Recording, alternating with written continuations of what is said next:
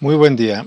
En esta ocasión vamos a analizar una muy breve introducción a la programación en lenguaje ensamblador utilizando microcontroladores de la marca Microchip. Bien, vamos a lo siguiente. En primer lugar, ¿qué sería un microcontrolador? Una definición muy sencilla, muy simple, que trata de ser lo más explícita posible, es que un microcontrolador es un circuito integrado que contiene los recursos necesarios para ser programado y poder realizar una tarea específica o predeterminada. Dentro de sus elementos principales cuenta con una CPU, una unidad de proceso, unidad de almacenamiento, que sería la memoria, temporizadores, puertos de entrada y salida, así como demás recursos auxiliares, también conocidos como complementos o periféricos. Esto vendría a ser un microcontrolador, un dispositivo que tiene un cerebro, que tiene medios por los cuales se puede comunicar con el exterior y que va a cumplir una tarea en específico que yo como programador determine. Yo tengo que desarrollar un programa, tengo que alojarlo en la memoria, transferírselo a la memoria de ese microcontrolador para que en función de lo que yo quiera que él haga, pues ejecute determinadas acciones. Bien, ¿por qué utilizar en este caso microcontroladores Microchip? En la industria hay un sinfín de marcas, de modelos. En este caso, una marca de mucho prestigio y que ya tiene varios años en la industria serían los microcontroladores de Microchip. Dentro de las ventajas principales pudiéramos mencionar el bajo precio, reducido consumo de energía, gran diversidad de modelos, calidad, fiabilidad y alta velocidad de procesamiento de información. Como en muchos aparatos electrónicos, electrodomésticos, gadgets, celulares, computadoras, pues siempre va a haber competencia, siempre van a haber varias marcas que tratan de desarrollar mejoras para que uno como cliente pues pueda preferir una u otra marca. Sin embargo, pues muchas de ellas hacen tareas muy semejantes, pero pues desarrolladas con tecnología propia. Algo similar pasa con los microcontroladores. En este caso les comento que vamos a analizar lo que tiene que ver con los microcontroladores de Microchip. Sin embargo, están los Texas Instruments, están Freescale, está los Atmel, en fin, hay varias marcas. No es que esta sea la única o sea la mejor, cada una tiene sus ventajas y sus desventajas, entonces pues ya depende de lo que uno tenga a la mano o en su momento lo que nos pidan utilizar. Aquí esta imagen representativa que se muestra, les quiero evidenciar que en el caso de Microchip, una de las ventajas muy interesantes es de que van a tener una gran variedad de modelos que se pueden ajustar lo más cercano a las necesidades que ustedes requieran, de manera que no tengamos que utilizar dispositivos que estén muy sobrados, que ocupen mucho espacio, que sean más caros, que tengan más de lo que yo necesito. Hay muchas aplicaciones en las cuales el cliente me pide abaratar el costo lo más posible, entonces tengo que muchas de las veces buscar un dispositivo que se ajuste más de una manera más precisa a la aplicación que quiero desarrollar. Entonces, en el caso de Microchip vamos a poder tener microcontroladores incluso desde 8 terminales y de diferentes tamaños, de diferentes modelos, tipos de zócalos como tal, hasta el que nosotros vamos a utilizar, que sería de 40 pines. ¿Y en qué varía un modelo y otro? Pues puede ser que el más pequeño tenga muy pocos puertos, puede ser que el de 40 pines tenga más puertos, puede ser que uno tenga entradas analógicas, que tenga temporizadores, 1, 2, 3, 4 temporizadores, el tamaño de la memoria RAM, de la memoria de programa, en fin, en función del modelo que yo elija, pues van a variar todo ese tipo de cosas, por lo que yo tengo que revisar la hoja de especificación y tratar de ver que lo que tiene ese microcontrolador se ajusta a lo que yo necesito en mi aplicación. ¿Ok? Entonces esto es algo muy resumido de lo que tiene que ver con los microcontroladores microchip. Ahora bien, en este caso vamos a analizar específicamente el microcontrolador PIC16F887. El término PIC es un término que se utiliza específicamente en microcontroladores de microchip. Entonces así los nombra a sus microcontroladores y específicamente en este caso vamos a utilizar el 16F887. Por lo tanto, es muy importante tener presente cuál es la distribución de pines. En esta imagen que se obtiene de la hoja de especificación, si ustedes van a Google y ponen PIC16F887 y descargan el datasheet, van a descargar un PDF de varias páginas en las cuales va a venir toda esta información. En este caso hace referencia a que hay modelos similares como el 884, 886 y en este caso el 887. Ahora bien, ¿qué tiene este microcontrolador? Pues de manera muy general, con esta distribución de pines que es muy importante que la tengamos presentes, pues yo puedo saber más o menos con qué periféricos cuenta. En primer lugar, lo más importante o de lo más importante sería en dónde voy a alimentar a mi microcontrolador. Pues al microcontrolador lo vamos a alimentar en la terminal VDD y VCS, que puedo tener acceso en la terminal 11 y 12 o en la terminal 32 y 31. Positivo VDD, negativo VSS. Ahora bien, en la terminal 1 aparece, bueno, un detalle de este microcontrolador y de varios, es de que las terminales no están bien acomodadas, no están bien ordenadas. Esto por cuestiones del diseño propio del microcontrolador. Entonces, pues debo de tener presente eso. Por ejemplo, la terminal 1 dice que es el puerto E3 y la terminal 2 dice que es el puerto A0. Entonces, para empezar, ¿cuántos puertos tiene este microcontrolador? Este microcontrolador cuenta con 5 puertos. El puerto A, el puerto B, que por acá están los puertos B, el puerto C, que anda por acá, el puerto D, que anda distribuido por acá, y finalmente el puerto E, que también anda por acá y por esta parte. Entonces son 5 puertos, de los cuales pues la mayoría tiene 8 pines, pero por ejemplo el puerto A vamos a analizarlo brevemente. Aquí está el bit 0, bit 1, bit 2, bit 3, 4, 5 y el 6 y el 7 están hasta acá, A7 y A6 y no están ordenados. El puerto B, como lo comenté, de la 33 a la 40, a eso sí están bien ordenados, RB0 a RB7. Puerto D empieza en la 19 y 20, 22, 23, 21, 22 y después continúa en la 27, 28, 29 y 30. El puerto E, en este caso, que es el último, hasta ahorita esos 4 puertos tienen 8 terminales cada uno, 8 pines disponibles. ¿Qué pasa con el puerto E? Vamos a ver. El puerto E comienza en el terminal 8, 9, 10 y después el E4 aparece en la 1 y hasta ahí.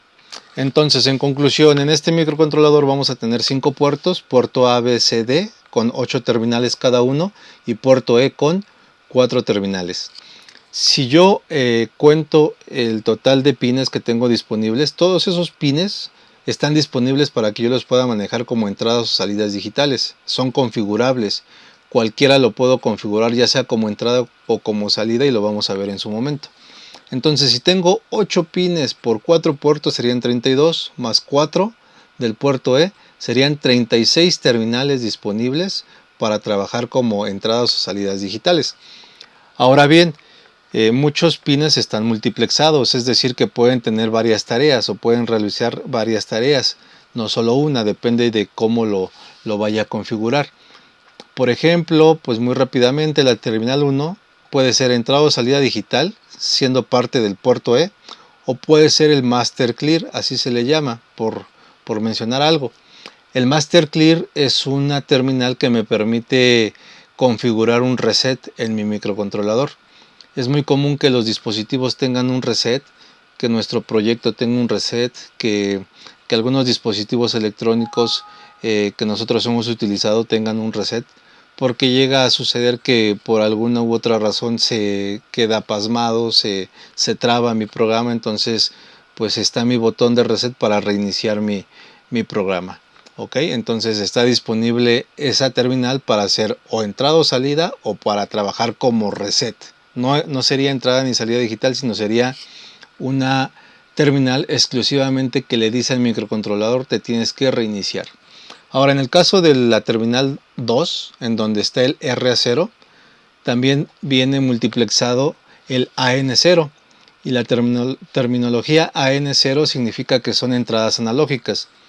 ¿Cuántas entradas analógicas podemos tener con este microcontrolador? Está el AN0, AN1, AN2, AN3, AN4, 5, 6, 7 y AN8 está hasta acá, AN9, después hacia abajo, AN10, después hacia arriba, AN11, AN12 y finalmente AN13. Quiere decir que este microcontrolador tiene la capacidad de trabajar con 14 canales analógicos, 14 entradas analógicas que pueden tener presentes, ¿ok? Podemos tener entradas digitales o podemos tener entradas analógicas, que ya sabemos que las entradas analógicas son señales que me van a dar mayor información. Una entrada digital es todo o nada, 0 o 1, está o no está, y una entrada analógica es una variación de voltaje entre 0 y 5 volts, que me puede dar mucha mayor información, me puede decir, está cerca, bueno, me puede decir, si pensáramos que es un sensor de distancia, me puede decir a 1 centímetro, 2 centímetros, 3 centímetros o 1.5 centímetros, depende de la precisión del sensor, es como me puede dar una información más exacta. No nada más me va a decir está o no está, me va a decir a qué distancia está. Entonces, esas son las características principales que vamos a poder tener con este microcontrolador. Como lo vemos, es muy robusto.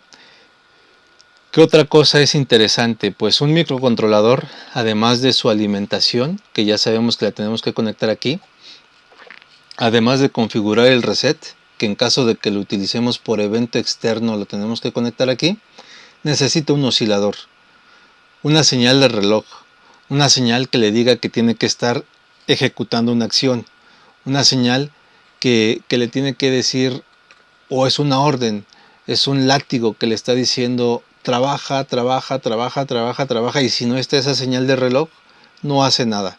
Aún así ya está el programa en el microcontrolador, aún así ya está alimentado. Si no hay señal de reloj, no lo va a hacer, no va a hacer nada porque no hay quien le diga que haga una acción. Esta señal de reloj puede ser en la mayoría de los casos externa, por medio de un cristal de 4 MHz, de 12 MHz, de 20 MHz, dependiendo del microcontrolador, dependiendo de qué velocidad quiero que ejecute las instrucciones. ¿En dónde se conectaría ese oscilador?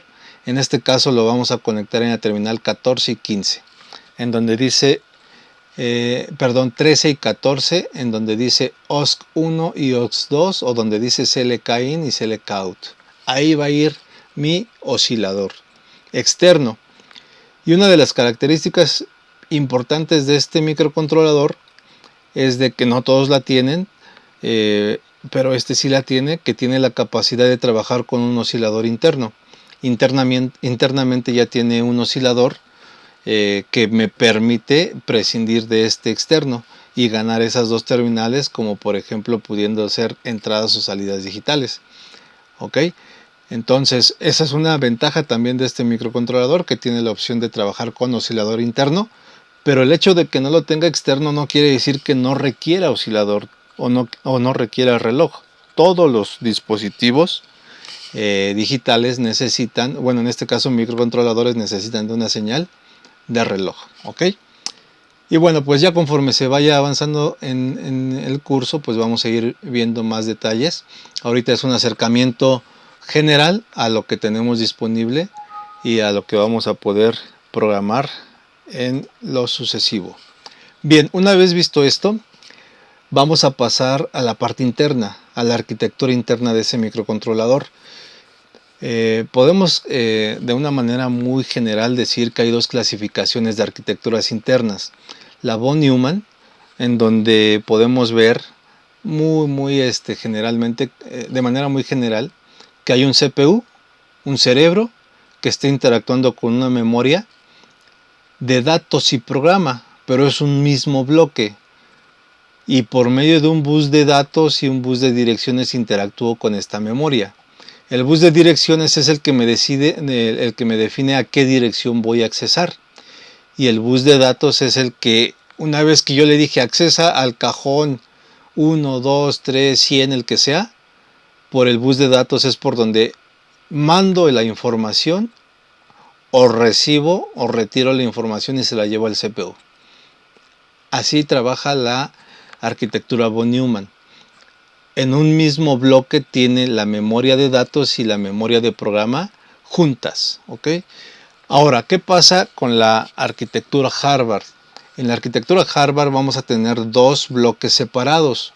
Por un lado la memoria de programa y por otro lado la memoria de datos. Entonces el CPU va a interactuar igual. Necesitamos de un bus de direcciones y un bus en este caso de instrucciones que le permiten al CPU decir o saber qué instrucción tiene que ejecutar. Y por otro lado, para comunicarse con la memoria de datos, pues también necesito dos canales. Por un lado las direcciones, qué cajón quieres accesar, y por otro lado, qué dato vas a depositar en el cajón, o por ese canal se va a ir la información y el CPU va a saber qué dato hay, dependiendo si está leyendo o está escribiendo. Entonces, de manera muy general vamos a tener estas dos opciones. La arquitectura Harvard nace, una disculpa, la arquitectura Harvard nace con la intención de que la velocidad de procesamiento sea más alta. ¿Y cómo lo buscamos? ¿Cómo tratamos de que esa velocidad sea más alta? Pues teniendo la posibilidad de tener accesos simultáneos. En este caso no hay forma de que accese simultáneamente a un dato y a un programa. Como es un solo canal, es uno por uno en el von Neumann. En el Harvard, al tener dos canales independientes, pues puedo tener la opción de accesar de forma simultánea a una instrucción o a la memoria de programa, así como a la memoria de datos. Y es por eso que este microcontrolador utiliza la memoria o la arquitectura, utiliza la arquitectura Harvard, en la cual la memoria de datos y la memoria de programa están separadas. ¿Ok? Ahora bien, para que tengamos un poco más claro a qué se refiere una y otra memoria, voy a tratar de hacer analogías. Nosotros lo hacemos continuamente, pero es tan rápido y es tan común que pareciera que lo damos por alto, pero si nos detuviéramos a analizarlo detenidamente, es muy semejante a cómo trabaja el microcontrolador. El CPU recurre a una memoria de programa, que en mi caso, en nuestro caso, ¿cuál pudiera ser una analogía de la memoria de programa? Pues serían todas las acciones que yo hago día con día. Y a lo mejor no me detengo muchas veces a pensarlo, pero mi cerebro recurre a la memoria y dice, hoy es día lunes, hoy tengo que levantar a las 7 de la mañana porque tengo que bañarme y enseguida, después de aproximadamente 30 minutos, tengo que desayunar y aproximadamente después de 30 minutos tengo que salir rápido hacia el trabajo. Todas esas son instrucciones que están guardadas, que ya están almacenadas en mi memoria, que yo ya las almacené. De alguna manera ya están en mi memoria. Pues así, de alguna manera van a haber instrucciones aquí, órdenes, que ya están guardadas, que yo como programador definí y que están alojadas en la memoria de programa. Todas esas son acciones. Ahora, pues, ¿qué serían los datos? Pues imaginémonos que los datos son los valores de tiempo, de magnitudes, distancias, si fuera una receta de cocina, imagínense que por un lado las instrucciones del programa sería vertir, mezclar, vaciar, cortar. Todas esas acciones están en la memoria de programa. Y en la memoria de datos sería el tiempo de cocción, sería cuánto voy a vertir, 1 litro, 2 litros, 2 cucharadas, etcétera. Unas son las acciones, memoria de programa, instrucciones, y otros son los datos. Pero bueno, esto es una muy breve introducción. En su momento lo veremos con mayor detalle. Lo que nos debe de quedar claro hasta este punto es de que el microcontrolador microchip que vamos a utilizar, 16F887, trabaja bajo la arquitectura Harvard, en la cual las memorias se encuentran en bloques distintos. Otra ventaja que me da el que estén en bloques distintos es de que pudiera ser que la memoria de datos y la memoria de programa tengan tamaños diferentes o anchos diferentes, ¿ok?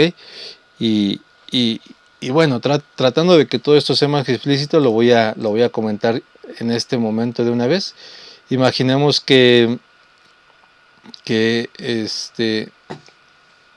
tenemos estantes. En este momento quisiera hacer una observación, pero no me es posible. En un momento más lo hago. Pero bueno, en este momento es lo más relevante y ya lo iremos aclarando paulatinamente. Vamos a la siguiente diapositiva.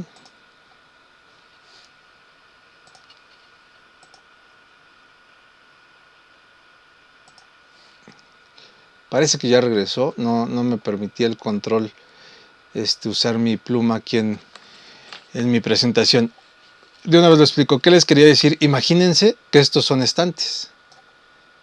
Vamos a tratar de imaginar que estos son cajones. Y ahí dentro de cada cajón está guardada mi información. ¿Qué información es? Pues es información de unos y ceros. Hay unos y ceros aquí, que para el microcontrolador esos unos y ceros le representan algo. ¿Ok? Pero ahí está esa información. El microcontrolador no ve sentencias, no ve un programa escrito como nosotros lo vamos a escribir. Él ve unos y ceros nada más. Igual acá en la memoria de datos.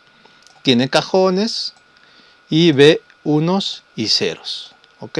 Solamente unos y ceros que representan algo que yo como programador determiné. Ahora bien, les decía, estos estantes, una ventaja de que sean independientes es de que a lo mejor yo les puedo decir, ¿saben qué? Este ancho de este cajón o de todos los cajones de la memoria de programa va a ser de 8 bits, por ejemplo. Mientras que el de aquí, por alguna razón, va a ser de 6, por decir algo. Estoy inventando nada más. Es una ventaja que tengo disponible cuando tengo arquitectura Harvard, de que mis memorias incluso pudieran tener tamaños diferentes. Estando en un solo bloque como es en el von Neumann, pues no hay forma, ¿no?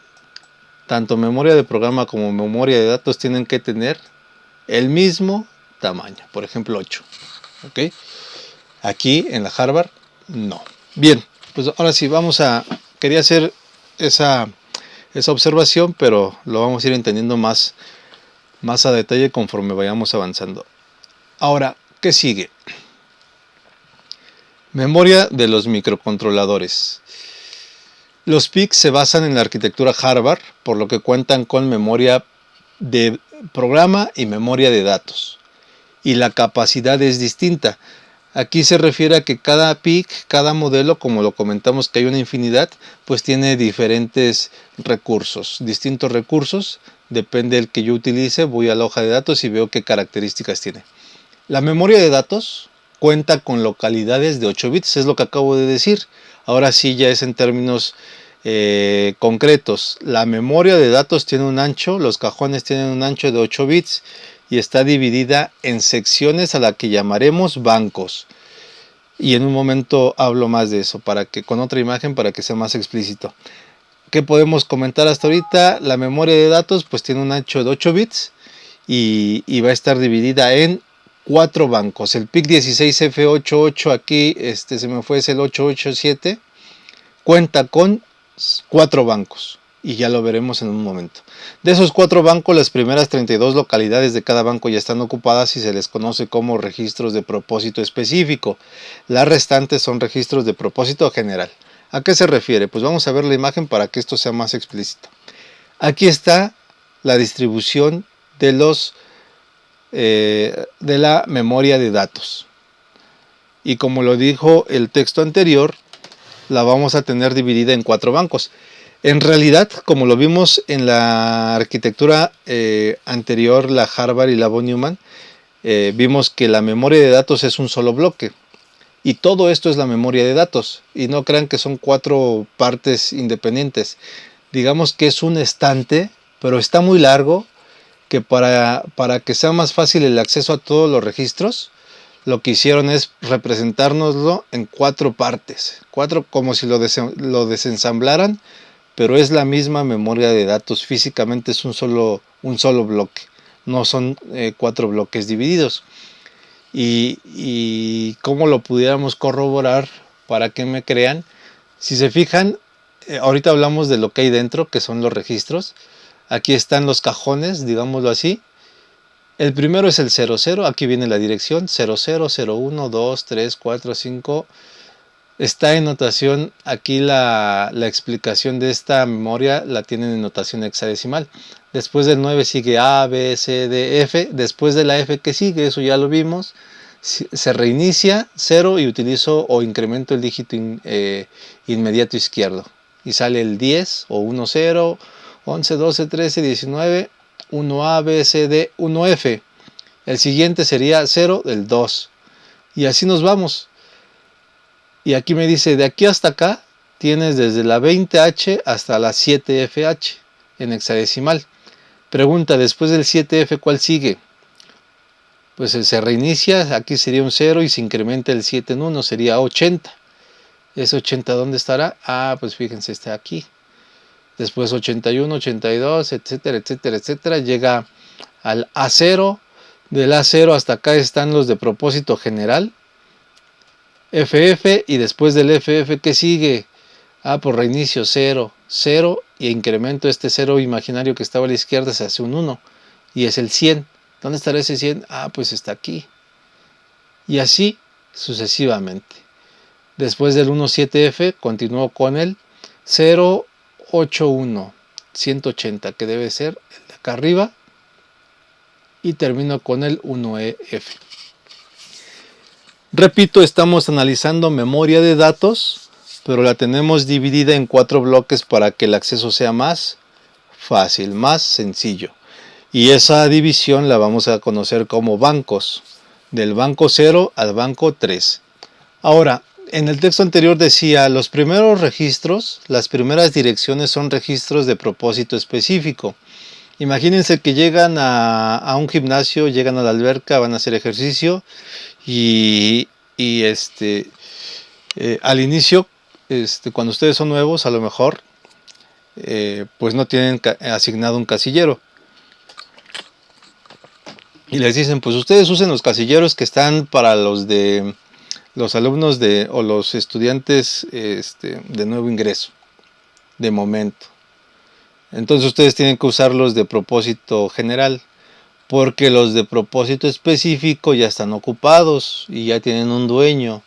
Está el entrenador o el ayudante o etcétera, lo que ustedes imaginen. Ya son cajones que tienen asignada una tarea en específico, ya tienen un dueño, ya tienen una función, y no puedo llegar yo y utilizar cualquiera de esos, porque De lo contrario, pues mi programa no va a trabajar como yo quisiera.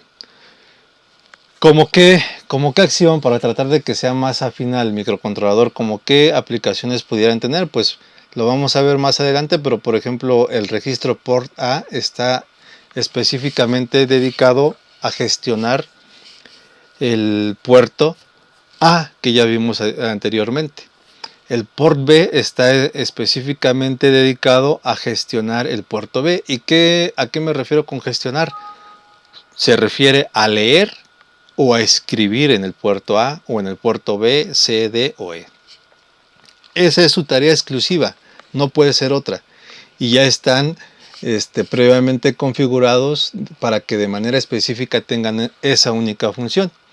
Ahora, si me voy al banco 1, veo que están los tris A, tris B, C, D, E. Lo vamos a ver más adelante, pero ¿qué función tienen esos registros? Tienen la función exclusiva de configurar entradas o salidas digitales. ¿Qué quiere decir eso? Que si yo quiero usar el puerto A, yo voy a configurar que sean entradas o salidas por medio de el registro tris A. Pregunta, ¿en qué banco está el registro tris A? Está en el banco 1. ¿Que quiero configurar entradas o salidas del puerto C? Pues voy a utilizar el tris C. ¿En qué banco está? En el banco 1. Fíjense que hay un registro que se llama Ansel y que sirve para configurar entradas analógicas. Ansel, así se llama. ¿En dónde estará el Ansel? Hay que buscar el Ansel. El Ansel está acá. Banco 3. ¿Para qué me sirve esta imagen que les estoy mostrando? Para conocer cómo está distribuida la memoria de datos. Para saber, muy importante, saber en qué banco está cada registro. No me tengo que aprender las direcciones, antes sí lo teníamos que hacer, ahora no me las tengo que aprender. Únicamente tengo que saber, es más sencillo que eso, únicamente tengo que saber en qué banco está el registro que quiero utilizar, para que en función de eso me mueva a uno u otro banco. Es como si le voy a decir a un amigo, ¿saben qué? Oye, por favor tráeme mi carpeta que dejé en el estante 2, ¿no? Se llama status mi carpeta y la dejé en el banco 2 o en el estante 2. Le tengo que decir a quien me va a hacer el favor de traerme esa información, de decirle en dónde está, en qué banco está, si no, no la va a encontrar. ¿Ok? Y los demás, los que dicen registros de propósito general, son cajones libres. ¿Qué puedo meter en esos cajones? Lo que yo quiera. Información de 8 bits. Información que pudiera ser un contador, un auxiliar, un tiempo, lo que ustedes quieran, depende de la aplicación que vayan a realizar. Pero son cajones en las cuales ustedes pueden guardar información de propósito general. ¿Ok? Y reitero, dijimos, la memoria de datos tiene un ancho, esta memoria de datos tiene un ancho de 8 bits. Ok, que no se nos olvide que la memoria de datos tiene un ancho de cada cajón. Bueno, todos los cajones tienen el mismo tamaño. No puedo hacer una línea muy recta, una disculpa. Pero ese ancho es de 8 bits. Ok. Pregunta, ¿qué números podemos guardar en esos cajones? ¿Entre qué número y qué número en decimal? Sabemos que contiene 8 bits. Y si yo lo traduzco en decimal, valores entre qué rango voy a poder tener. Voy a poder tener valores en notación decimal entre 0 y 255. Máximo entre 0 y 255, no más. Porque es el valor máximo que puedo tener con 8 bits. Recuerden que si yo tengo 8 unos, ahí están mis 8 unos, esos 8 unos equivalen a el 255 y es el tamaño máximo que puedo guardar en estos cajones, no más. Ok, bien, pues vamos a continuar. Si es necesario retomar esta información, lo haremos más adelante.